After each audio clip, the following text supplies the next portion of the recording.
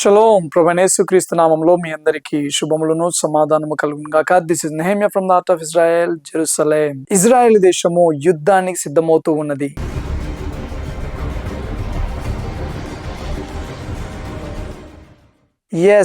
Iran దేశంలో నెలకొల్పబడుతున్న పరిస్థితులను బట్టి ఎప్పుడు ఏ దేశ నాయకుడు ఏ నిర్ణయం తీసుకుంటాడో ఆ నిర్ణయాలు ఎక్కడికి దారి తీస్తాయో అని ప్రతి ఒక్కరూ జాగ్రత్త పడుతూ ఉన్నారు. అంతేకాదు రష్యా దేశము ఇక్కడ ఇజ్రాయెల్ దేశంలో ఉన్న రష్యా దేశస్థుల యొక్క రాయబారులను, డిప్లొమాట్స్ ని తమ దేశానికి రప్పించుకుంది రష్యా. అంతేకాదు ఇరాన్ దేశంలో ఉన్న వివిధ దేశాలకు సంబంధించిన డిప్లొమాట్స్ కూడా తిరిగి వారి స్వదేశాలకు పయనమవుతున్న పరిస్థితులు నెలకొల్పబడుతూ ఉన్నాయి. అంతేకాదు గత 2 రోజుల్లో 12,000కు పైగా ఇరానీయులు తమ సొంత ప్రభుత్వం వారి చేత హత్య చేయబడ్డారు. ఈ డీటెయిల్స్ లోకి వెళ్ళడానికంటే ముందుగా ఇంకా ఎవరైనా మన ఛానల్ ను సబ్స్క్రైబ్ చేయనట్లయితే తప్పకుండా సబ్స్క్రైబ్ చేయవలసిందిగా, ఈ వీడియోను లైక్ చేయవలసిందిగా మనవి చేస్తూ ఉన్నాను.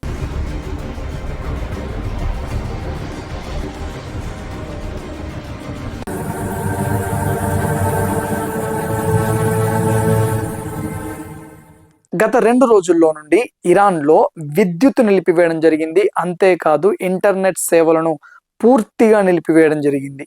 ఎప్పుడైతే ఈ 2 సేవలు పూర్తిగా నిలిపివేశారో ఇరాన్ పోలీసులు అలాగే IRGC బలగాలు అనగా ఇరాన్ దేశం యొక్క మిలిటరీ బలగాలు నిరసనకారుల మీద ఉక్కుపాదం మోపడం జరిగింది. 12,000కు పైగా నిరసనకారులను బుల్లెట్లతోటి కాల్చి చంపడం జరిగింది. ఒకవైపు వేల మందిని తమ సొంత ప్రభుత్వమే కాల్చి చంపుతూ ఉన్నా గాని మరోవైపు నిరసనకారులు మాత్రము వెనుకడుగు వేయటం లేదు. అంతకంతకు వారి యొక్క నిరసనలను తీవ్రతరం చేస్తూనే ఉన్నారు. కొంతమంది అయితే ఒకవైపు రక్తాలు కారుతూ ఉన్నా గానీ నిరసనలలో పాల్గొంటూ ఉన్నారు. ఎందుకు ఇంతగా నిరసనలు తీవ్రతరం అవుతూ ఉన్నాయి అనంటే ఇదేదో ఇరాన్ దేశం యొక్క ఆర్థిక పరిస్థితిని బట్టి ఆ ఉక్రోషంతో చేసే నిరసనలు కావు గాని సంవత్సరాలుగా ఇరాన్ దేశం యొక్క ఇస్లామిక్ పాలనలో అణిచివేయబడి తమ హక్కులను కూడా కోల్పోయి విసిగి విరక్తి చెందిన సాధారణ పౌరుల యొక్క ఉక్రోషమే ఈ నిరసనలకు ప్రధానమైన కారణం.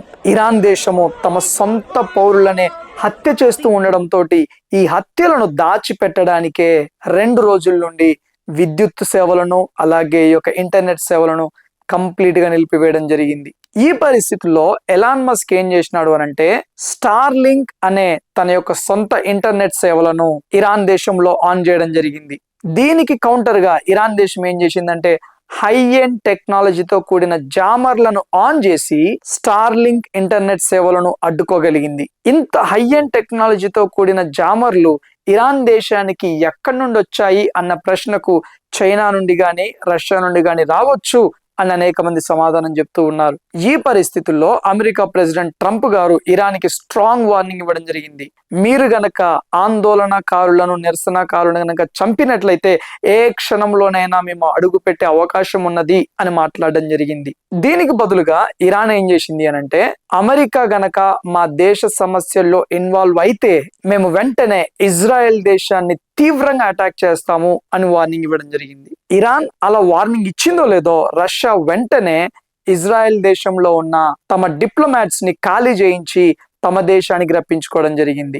అంతేకాదు ఇటువంటి పరిస్థితుల్లో ఇరాన్ విషయంలో ఏ రకంగా నిర్ణయం తీసుకోవాలి, ఏ రకంగా అడుగు వేయాలి అనేసి అమెరికా దేశము ఖచ్చితమైన ప్రణాళికలను రచిస్తూ ఉన్నట్టుగా అనేక ఇంటెలిజెన్స్ వర్గాలు తెలియజేస్తూ ఉన్నాయి. చాలా మంది అనేది ఏంటి అనంటే సైనిక చర్యకే ట్రంప్ గారు మొగ్గు చూపుతూ ఉన్నారు అని అంటూ ఉన్నారు.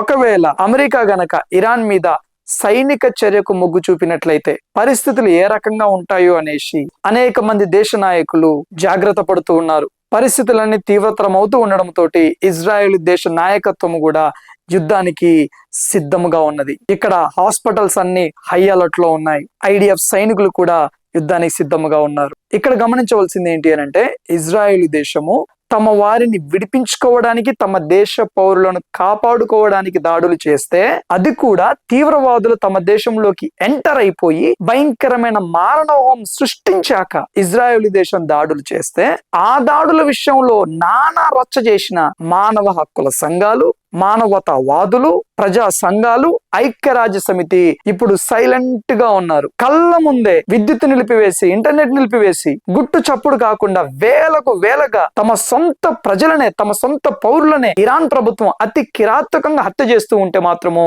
సైలెంట్ గా ఉన్నారు. అంతేకాదు ఇరాన్ లోని హాస్పిటళ్లు వేలగా క్షతగాత్రుల చేత నింపబడ్డాయి. ఆ క్షతగాత్రులను కూడా చంపేయాలనేసి వైద్యుల మీద ఒత్తిడి నెలకొల్పబడుతూ ఉన్నది. మరి ఇప్పుడు ఏమైంది వీరి యొక్క మానవత్వం? ఇప్పుడు ఎందుకు మాట్లాడరు అనంటే, వారికి మానవత్వము, ప్రేమ, దయ ఎప్పుడు పొంగుకొస్తాయనంటే, ఇజ్రాయెల్ దేశము తమను తాము డిఫెండ్ చేసుకోవడానికి దాడులు జరిపినప్పుడే ఈ మానవతావాదులకు ప్రపంచంలో ఎక్కడ లేని మానవత్వం పొంగుకుంటూ వస్తుంది. దయచేసి గమనించండి, ఇరాన్ దేశ పౌరుల నిమిత్తం మనమందరము ప్రార్థన చేయవలసిన అవసరత ఎంతైనా ఉన్నది. అంతేకాదు ఇరాన్ దేశంలో ఉన్న సంఘము నిమిత్తం కూడా మనం ప్రార్థన చేద్దాం.